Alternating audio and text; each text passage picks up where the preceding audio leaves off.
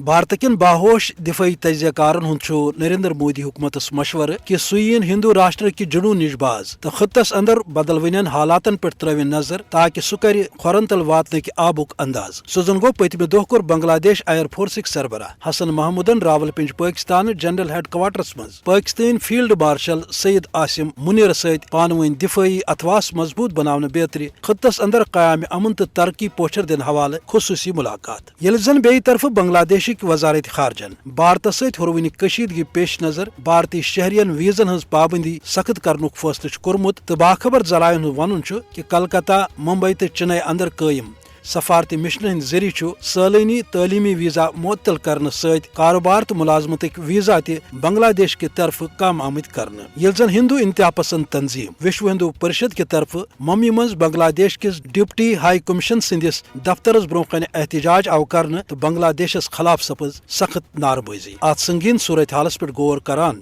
India T V